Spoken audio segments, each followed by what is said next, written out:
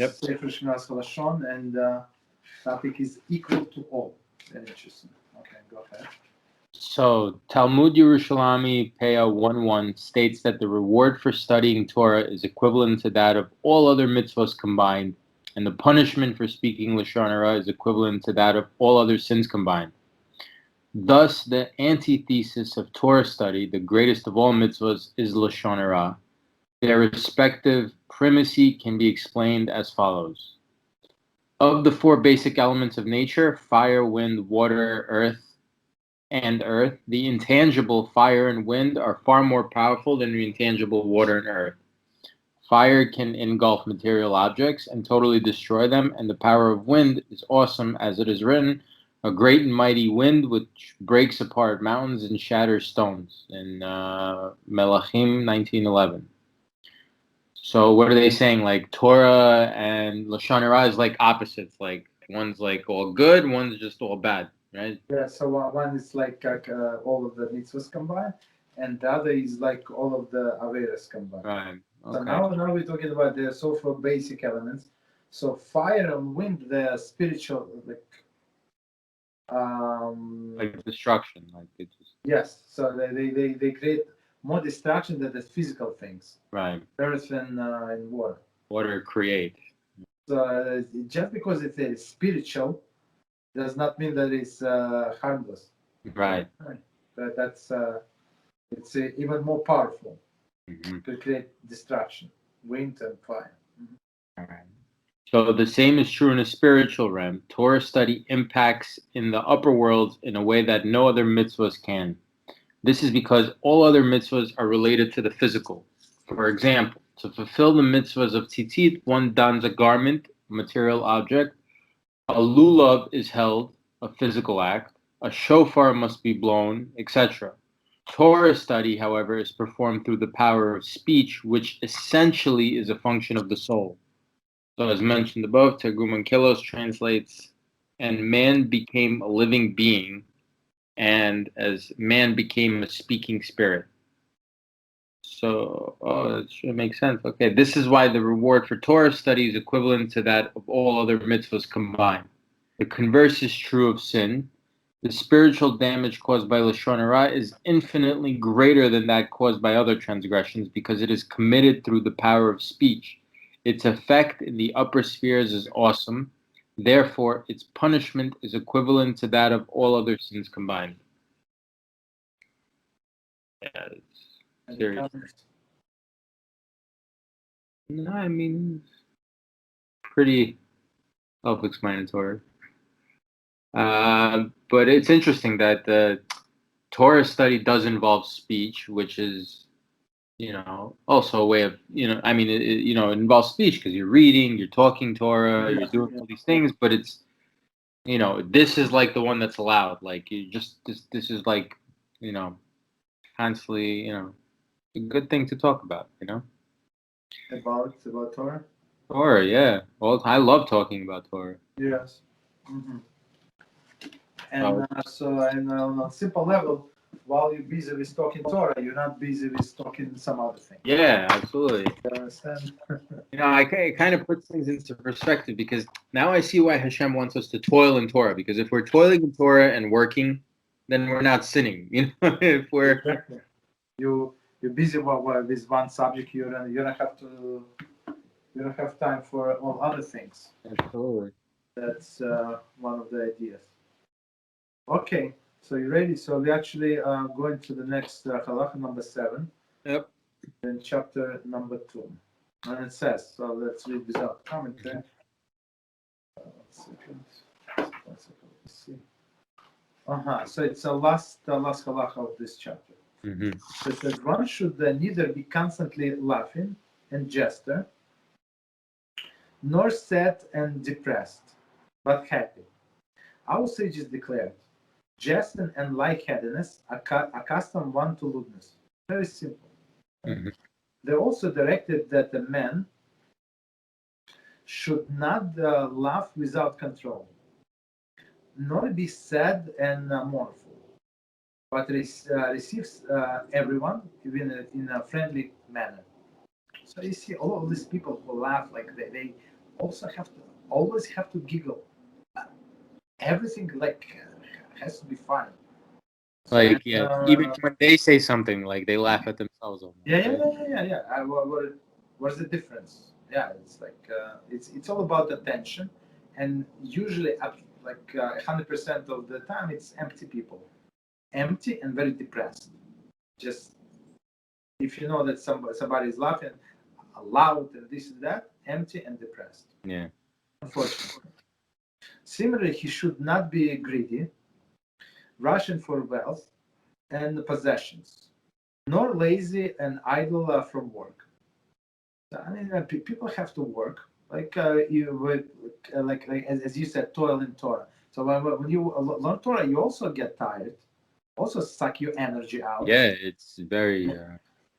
You understand? So it's also work. So but he cannot just lay on the couch and do nothing. Right?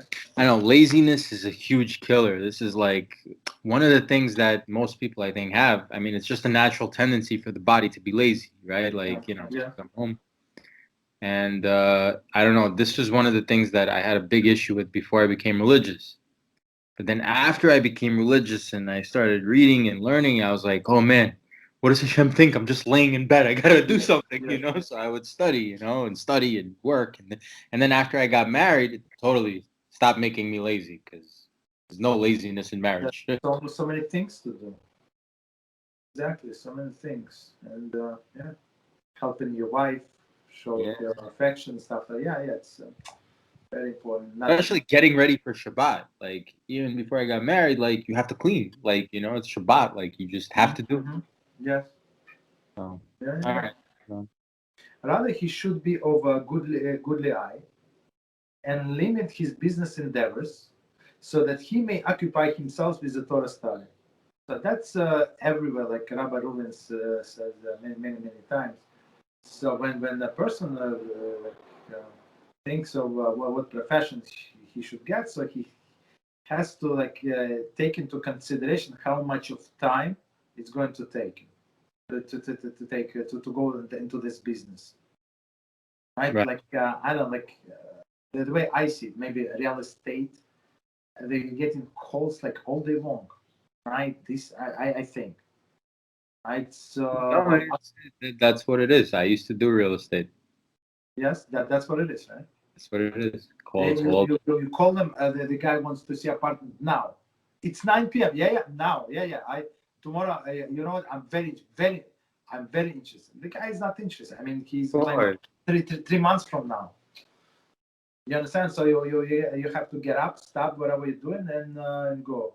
Or some like some other things. Like it's nonstop. Like in IT, it's like slavery. All right, so basically, you have to pick up some profession, whatever is it, that you can have time for Torah study. He should be happy with the little which is his lot. So usually people not happy. They only think with whatever they don't have. Right? Mm-hmm. You should not be quarrelsome. Oh, I lost you.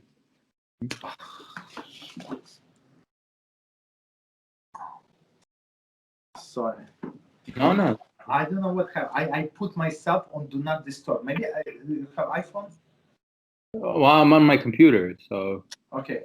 I know. I put myself on do not disturb, meaning I want to block all of the calls. Oh, I don't know. But It's somehow, okay. I don't know. Somehow okay, so I'm going to ignore them. Okay, so sorry about that. He should be happy with the little his lot. Okay, so basically, whatever you have, be happy. So I mean, me and my wife are very good in it. Whatever we have, very happy. The whole family, actually. Yeah, the whole family. He should not be quarrelsome, on envious temperament, full of desires, nor pursue honor. The sages, so we're going to go into details of all these things, of course. The sages have said, envy, desire, and honor remove men from life in this world. It's from Perky Great, right? The general principle is that one should follow the midpoint quality of each temperament until all his traits and elements are at midpoint. This is what is implied by Shlomo's statement. Make even the turning of your foot, and make all of your ways firm. Okay. So of course it's not so simple. We're going to discuss what it means. Okay, so let's go from the beginning of this commentaries.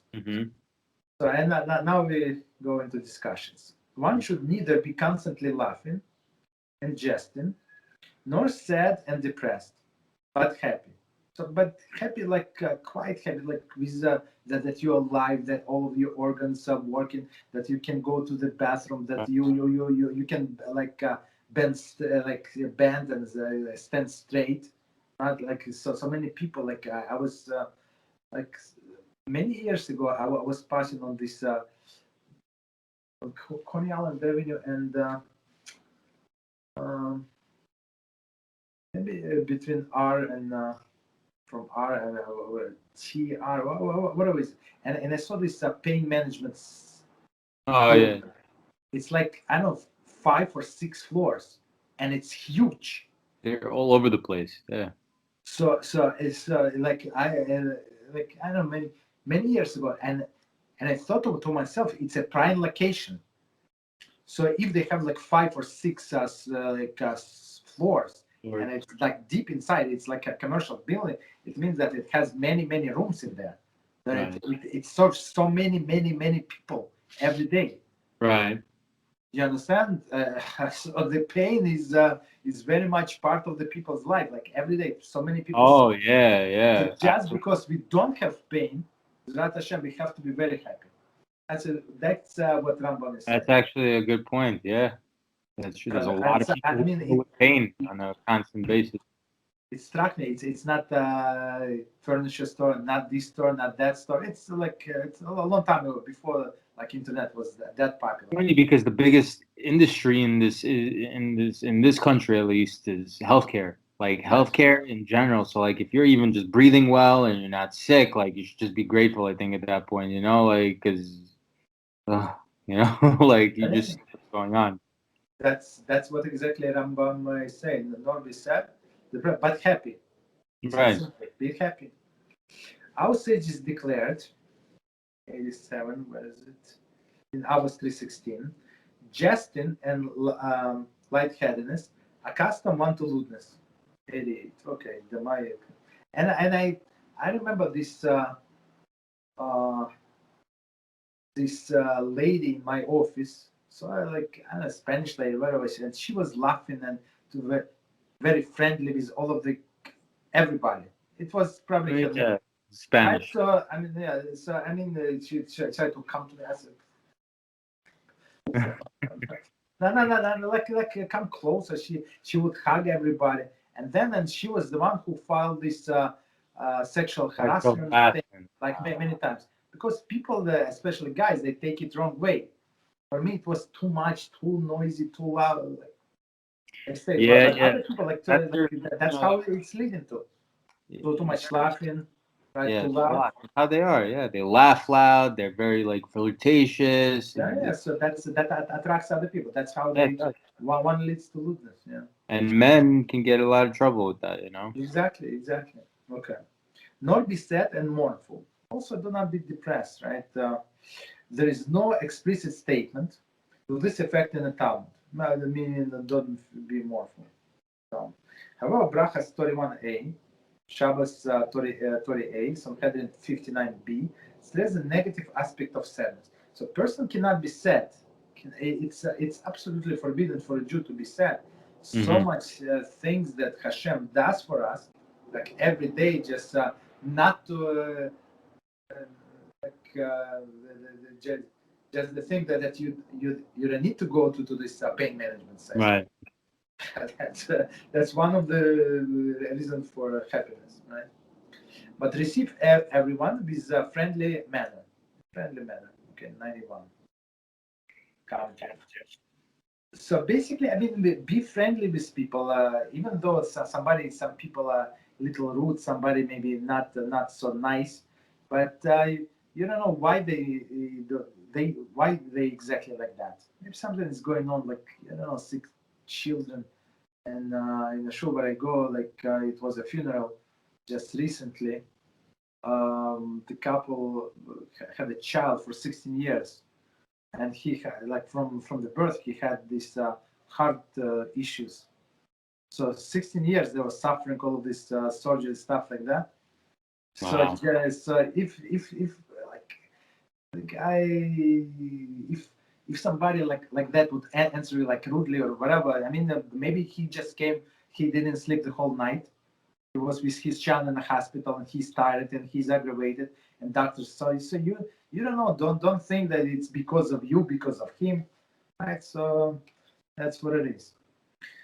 So continue. 91, with the spirit of will and gentility. Okay. Rambam's comments to the Mishneh, hours 114. Okay. This statement was authored by Shammai. Hours 312, quoted by Rabbi Shmuel as stating, receive everyone with joy. Okay. On that Mishnah, the Rambam comments, this surpasses Shammai with friendly countenance. Okay, joy, you have to be a very special person. Okay, Right. friendly is I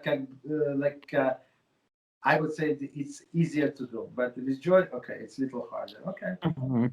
The commentaries have questioned why Rambam favors Shammai's position here. Okay. Among the answer offered is that the ability to receive everyone this happiness is considered to be real pious behavior. So pious is like hasidus, Right. like a little high, beyond the measure of the law. So to be nice to people is easy, but to be happy to see, like, and plus to be sincere about it, that's that's a little okay. That's too much. All right, continue. Similarly, he should not be greedy. Greedy 92. The Hebrew literally means of vast soul, implying that one enslaved by his desires. We find the term used in Avos 5:17. However, the Rambam interprets it as referring to a person who pursues sexual gratification. Okay. So this one or another, so his Eitzacharas tell him like you need these things, whatever this, all of the material things, or you need this other this pursuit of sexual gratification. So all of the other things that it's Eitzachara tell him, right? So he's greedy. He needs this. He needs that. Yeah, they constantly want. Yeah. Like I had this person like in I guess for Friday night guest, and he was saying, "Oh, you're so lucky. You have this apartment. You have this table, Shabbos table." Like I was like, "You normal?" Like This is the guest. I'm kind of guy. Get out. No, of It's the course, guy who had on top. Like who is stopping you? Like you also have a partner. You live somewhere. Like you also have tables. So buy some of the table that you like. You like only my table. Only my table. Stop it. That's funny. Okay. So it's scary. Okay, so continue. Similarly, he should not be greedy. So it's from the beginning. Rushing to the wealth and possessions. Okay, that's the problem. This phrase is borrowed from Proverbs 28:22. Okay. So Russian for wealth and possessions, nor lazy and idle from work. That's the killer. See, I was 110, love work. And I was the Rabbi Nathan 11:1. A person only dies because of the idleness. Not also the contemporary to commentary to chapter 1, halacha 4. So many people, I don't know if you notice, they afraid to retire. Yeah. Like the elder is in the 60s and 70s, they are afraid to retire. Why? Because they know they're going to die soon after they retire. Yeah. Because they don't know what to do with themselves. They would be idle, and that's it. They die. Yep. Yeah. I mean, you've known something all your life, where you work all your life, and then all of a sudden you have to stop. It's like there's a lot of thing. It's like, but especially, you're used to anything for so long. Like you made it like your life almost, that if you take it out of your life, then you pretty much die. But they even say, right, the Torah teaches that a man who doesn't work is a man who doesn't make money, whatever, let's say in labor department, or doesn't work, is considered a man who's dead already, Who does not work? Okay, but it could be some like Torah works or some other works. I mean, he just doing the parnasa, but Right. It says that he's idle from work. So work meaning, the way I see work, it's like some activities that that you have. Right. Okay. So, I mean, that's the way I see it. But many people, like they don't know the purpose of life, and for them it's like Rabbi Reuven call it, like a what is it called, like a grinder, Right. Oh yeah. like food processor, right? They eat and they go to work, because why? They need to buy food, buy toilet paper, and it's like not ending cycle, and they miss on the purpose of life. Yeah. Rather, he should be of a good eye. Okay, 95. In his commentary to the Mishneh Avos 2:12, Rambam defines the latter term as a satisfies with what one has, and adds, this one is the higher ranks in character traits. So just be happy with whatever you have. That's okay. Just whatever we have. Okay, so basically, I think Rabbi Reuven said, somebody came to, I think, to Hafetz Chaim and asked him, Rabbi, is it like a shortcut to Olam Haba? Like I get these questions often, like Shortcut. shortcut. All of these red strings, or can I learn this Zera Shimshon? And it says if you learn Zera Shimshon, you're going to go to the good place. Or if you do only this, I start. And it's same people over and over. And my answer always, like, there is no shortcut. Like, have you seen Rabbi Eliashiv did a shortcut until the last day? Rabbi Vadia, like Rabbi Wozner, until the last breath, they were toiling in Torah. There's no shortcut. Yep. So, yeah. So this man came to Hafetz Chaim and asked, Rabbi, is it a shortcut? And he would expect that Hafetz Chaim would say no, and this and that. Hafetz Chaim, yeah, there is a shortcut. So what is the shortcut? He said that the shortcut to get a good place in Olam Haba is to be happy with your current situation. Do not try to improve it. Just be happy and understand that's my situation, my current situation is exactly what HaShem wants me to be in.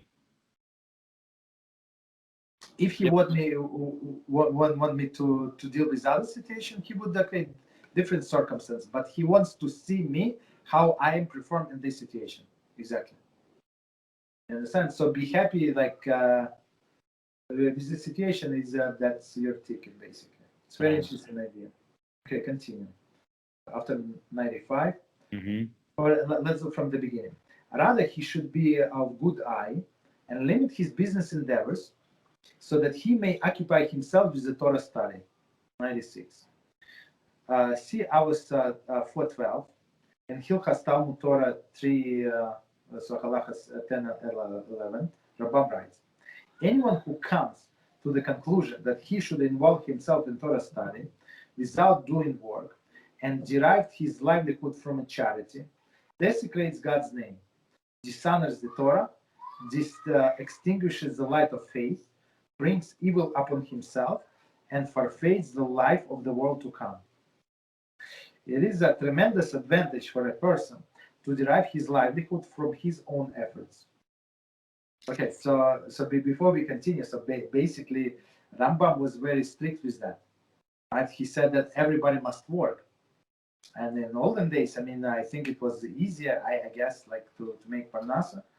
But today, as we see, there are many kolos and stuff like that. So of course, people knew this halacha. I'm not sure what is the official explanation why they disagree, and they say no. all of these people who study full time. I'm not sure what is the reason. Yeah. Okay, nevertheless, in Halacha 7 of that chapter, he writes, perhaps one may say, I will interrupt my study until after I gathered money, and then I will return to study. I will interrupt my studies until after I buy what I need, and then when I can divert my attention from the business. So I have this guy, like sometimes comes like that I was all these years I was trying to come to bring closer. And this last Sukkot, I think he said the thing like killed me. So he said for past 5 years, he was planning to go learn for 1 year somewhere. Oh, like go to like a yeshiva or something? Yes, yeshiva, exactly. For one single guy. I'm not sure how old is he in his stories. I'm not sure. So maybe early 30s, right? So and he never went, and he never took classes. Like, and he never attended shira. Maybe here and there he would. Really? So he never established. I told him, let's learn. You want half an hour? Let's do half an hour. 15 minutes, 15 or whatever. Like many years ago, 5 years ago, whatever it was. So he wanted I was trying a few times, but then I just gave up. So he wanted to go to yeshiva, but Yes. he never really studied anything. Exactly. So that's why he said he told me himself. I didn't ask. After some time, I just give up. Right. So he told me. So all of these years, he has this big dream from Satan, directly from Satan, to go to maybe to Yerushalayim to learn for 1 year and then get married and stuff like that. And he did not get married, and he did not learn all of these 5 years, only here and there, because he was like saving money to go to that dream yeshiva, and of course he never went. It's so sad. It's so sad story. That's what Satan is telling people. That's also that gets you. Don't worry, you'll go for 5 years. You don't need to study. Exactly. Why would you waste these 30 minutes, 40 minutes every day? You're going for a year. Just work, collect money, save money, go for a year. You understand? Never went. It's so sad. But when he told me, I was almost crying. It's like, okay. So or he said, I want to make this money, right? When I divert my attention from my business, okay, I will return and study. So let me finish this. I return and study. So that's why our sages say exactly. So don't do that. You have to study in the morning and at night. Right. You have more free time. You add to the learning. But if you don't have, still learn.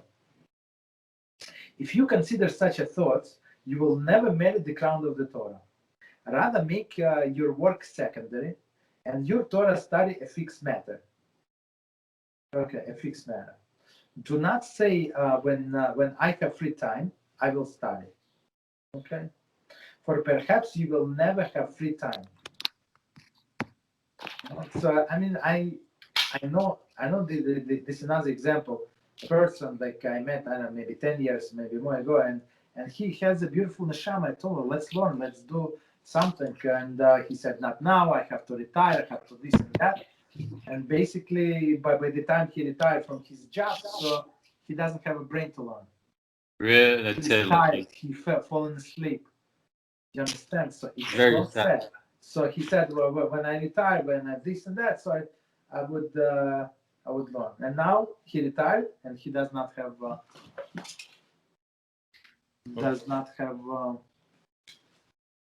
Okay, so let's continue. Mm-hmm. Let's continue. 1 second. So as we said, last sentence, I'm going to read again. Do not say when I have free time, I will study. For perhaps you will never have free time. So I learned this line many years ago, and I was like, tell myself, there is no tomorrow. Today.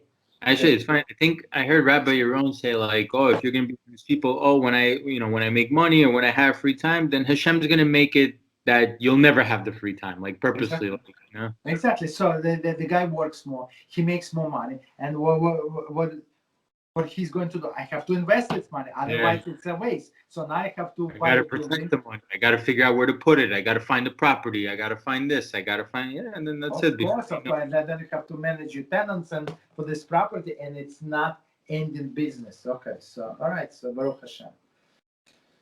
Similar in Halacha 9, he describes the path of the students who will be successful in their pursuit of the Torah. They do only minimal amount of work each day to earn their livelihood if they have nothing else to eat. Okay. The rest of their days and nights are involved with the Torah study. In chapter 1, Halacha 12, of those halachas, he describes a person who spent 3 hours working in his profession and 9 hours involved in Torah study. It's very interesting. Yeah. He said, okay, 9 hours. You have 9 hours. Learn 9 hours. That's a serious studying. Yeah, it's serious studies. So, I mean, 9 hours serious studies. Once I asked Rabbi Reuven about whatever I asked him, and he said, "So what are you doing during the day?" I said, "I learn stuff like that." And I told him how many hours I learned, and he asked me, "What do you do the rest of the hours?" And I like later on I realized what he meant. Right. And what he do like, and for me it was such a big rebuke, like that I don't learn enough. Right. And Like you still have time. like and I thought to myself, I have all of these hours. What do I do? Like I like there's no like open waste time. Like that I do, and people sit on the computer to do whatever. I don't have this, but hours go somewhere. Right. Yeah. Understand? So okay, 9 hours Torah study. Okay, continue. So next paragraph, right? He should not be quarrelsome. 98. Not Sefer HaMitzvahs, negative mitzvah 45, which quotes. No, wait. Where? No, I missed something. No, I thought we said. Oh no! I apologize. I think we missed 97. Yeah. I apologize. You're right. He should be happy with the little little which is his lot. Right. Okay. See, I was for one who is rich, one who is happy with his portion. Whatever is it, right? In the following clause, the Rambam does not describe the middle path of behavior, but rather negative tendency which should be avoided. Okay. This makes sense. Okay, continue. He should not be quarrelsome. 98. Or envious temperament. Envious temperament, full of desires, nor pursue honor. Our sages have said that envy, desire, and honor remove a man from the life of this world. So one more time, he should not be quarrelsome. 98. Sefer Kamitzvot negative commandment 45, which quotes subheaded 110a. Whoever perpetuate an argument transgress the prohibition. An argument. So basically, do not get in like some people like I see in the schools. I mean that's the only place I go. So it's like some people like always. Why did you have to open a window? Why did you have to close the window? Why did you come with this stupid hat? Why this? Why that? Why did like one guy I remember like many years ago. It was a person. He passed away. So he was a henchback, and he had this cancer of the blood cancer. All of this, and he got like I was helping this guy with the kiddush, with the salads and stuff like that, and he started complaining about the herring. That it's a regular herring, not a cream sauce and stuff like that. I thought to the guy that the president of the shul that he complained. I thought that this guy he just told me about that this chemo that he went through, and when he's talking about the herring with the cream sauce, and this guy was serious about this herring. It's not like a joke. Like, okay, I'm going to go. Like, I don't want a you herring, but when I come home, I'm going to have the best herring cream sauce herring in the world. Right. He was absolutely serious. Unbelievable. And it's like you have so much. That's what you care about herring. And like other people, and he never donated money. Just don't take it wrong. It's like he sponsored and somebody no. He rarely paid even like partial. So other people paid for it. Other people, somebody went to pick it up. Somebody had to buy. Parking, double parking, get probably a ticket, like in Bora, whatever they were picking up, and stuff like that. And then they step all the way here, and now they start, and you complaining. Yeah. That's very bad. I like it. This thing is like all like constantly on my mind. How is it possible? So I always tell myself, don't be like that. Never. Okay, so he should not be quarrelsome, of envious temperament, full of desires, not pursue honor. Our sages have said, envy, desire, and honor remove a man from the life in this world. Okay, our sages, 99. Okay, it's ours 127. Okay, so 100.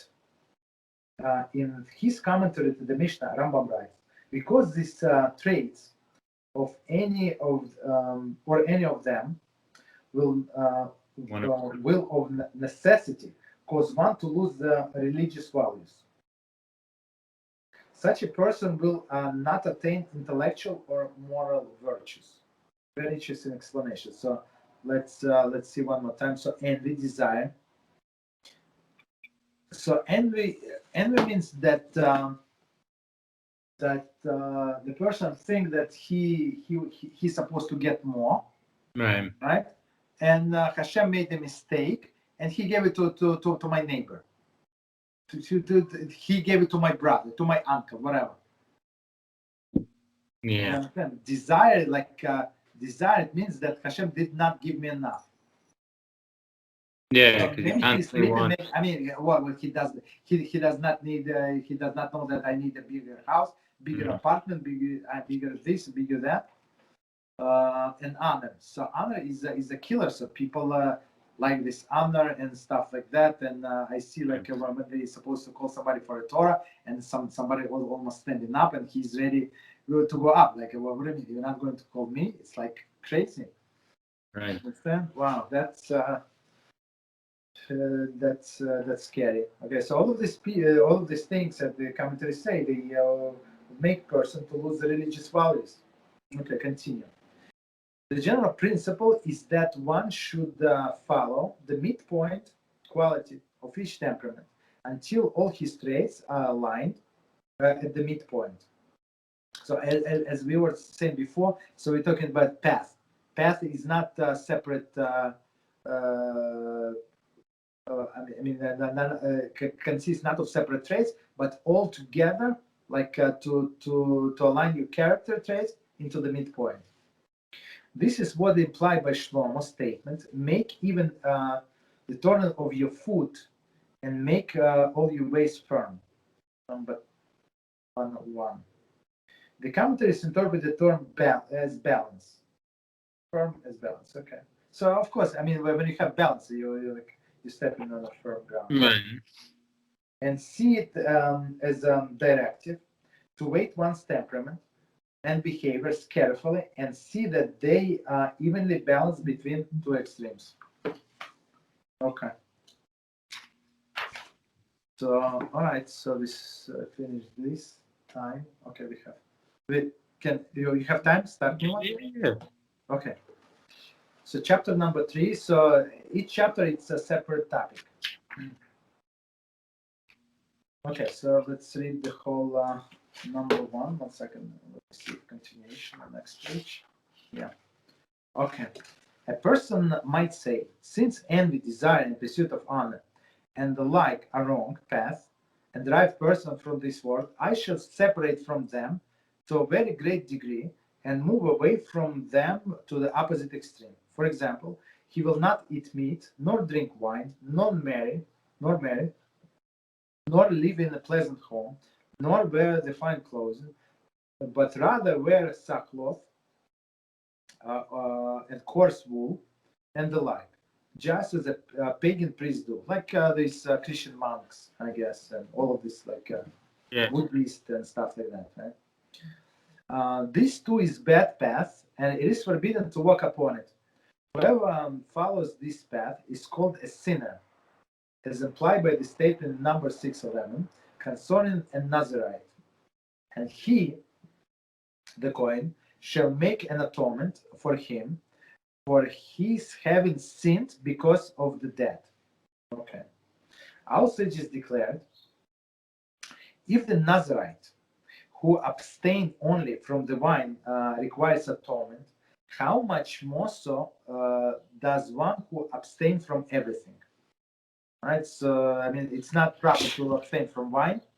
So, of course, if he abstains from everything, he needs, there is a big problem. Therefore, our sages. Yeah, go ahead. It's like a big camel. It's a big what? Yeah, go ahead. No, it's like what do they say in the Gemara? Like it's a Kava Homer, like almost like it's like laying heavy. Needless to say, if you're gonna, if you're gonna atone just for wine, imagine how much, tshuva you're gonna need to do for abstaining from everything. Yeah. So it's interesting. Wow, I didn't even think about that. So HaShem created all of these things, all of the tastes, all of the colors of the food for us to enjoy. Of course, we have to do our job, whatever we I asked my wife the other day. Go ahead. Yeah, I asked my wife the other day. I was like looking. I was like, imagine we saw in black and white. Just everything was black and white, like dogs. Like everything was black and white. There'd be no color. Like Hashem created all these colors. Like you're lucky you can see red. Like if a car passes by, now you know how to stop. Like somebody who doesn't see the color red. And she loves flowers, as do I. We both love flowers, and like we get to enjoy these beautiful colors that are purple and pink and all these things. It's unbelievable. Yeah, we get to enjoy them. Yeah, I mean you shouldn't. This doesn't mean that you should, if a woman you shouldn't wear a red dress because it's very immodest, But you have to know how to sanctify the joyness of it, Yes. And all everything of the taste and all of the smells also, right? Yeah, everything is well with it. Yeah. So basically, Hashem made all of these things for our enjoyment. Yeah, to abstain from them is not right. I mean, you have to use them in moderation, but it brings a person some pleasure. At least it should. If not, also good. Okay. Continue. Therefore, our sages directed men to abstain only from those things which the Torah denies him, and not to forbid himself permitted things by vows and oaths of abstention. So whatever is not forbidden, so don't say I'm not going to eat meat. I mean, if meat is not healthy for him, like he has high cholesterol, this and that, okay, that's understandable. But if he's like a healthy person and he works like physically and he needs strength, and of course he needs to eat meat. Right? It's stupid not to. It's forbidden not to eat meat. I mean, he needs to be healthy. Right? Okay, of course in moderation, but okay. Thus our sages stated are not. Huh? No, go ahead. Okay, so thus our sages stated are not those things which the Torah has prohibited sufficient to you that you must forbid additional things for yourself? Okay, so don't be more pious than Hashem, basically. Told you it is allowed, so enjoy. Right. Okay, so let's do from the beginning. We're not going to finish, but at least we start. Okay. So as a person might say, since envy, desire, and pursuit of honor, and the like, are wrong path, and drive person from this world, number one. With these statements, the Rambam obviously refer to the Mishnah in ours, from ours, which he quoted in the conclusion previous chapter. So that's the connection. Having decried that the traits mentioned there, he explained that his condemnation is directed against excessive materialism, but not against the involvement in worldly affairs. So just don't overdo it. But Rambam, as we see, he was a man who lived in this world, and he worked, and he ate, and studied, and did all of the wonderful things, right? Right. So continue. He shall separate from them to very great degree, and to move away from them to the opposite extreme. So number two, there is asceticism. Okay. For example, he will not eat meat, nor drink wine, nor marry, nor live in a pleasant home. That's like a bum on the street. Nor wear fine clothing, but rather wear sackcloth and a coarse wool and the like. Just as a pagan priest do. Okay, so the like, number three. The Shmona Prakim, chapter 4, the Rambam makes a similar but more lengthy condemnation of asceticism. There is there he also mentioned other ascetic practices, refraining from sleep and seeking solitude in the mountains and the deserts. That's not a Jewish way, right? Just as the pagan priests do, number 4. This translation follows the published text of Mishneh Torah, which states, okay, what I said. However, many manuscripts and early printed editions state Roman priests. So meaning there is church monks, right? Which would seem to indicate that Rambam had hermit-like. Hermit-like. How do you pronounce? Hermit-like. Hermit-like. Okay. I can't tell if that's supposed to be 2 words or if that's 1 word. Hermit-like. Had hermit-like. I don't know what that is. Catholic. Okay. Hermit-like Catholics. Monastic orders in mind. Okay, I mean, but we got the idea what you had in mind. Okay, and number 5. No, that's it. Let me check time 1 second. Oh, okay. There were, I think he means, oh, yeah, let's stop. Okay. All right, well, let's stop here. Any comments? Any questions? No. Okay. All right, so next time. All right, so until next time. Okay. Thank you very much. All right. Thank you. Bye-bye. Bye.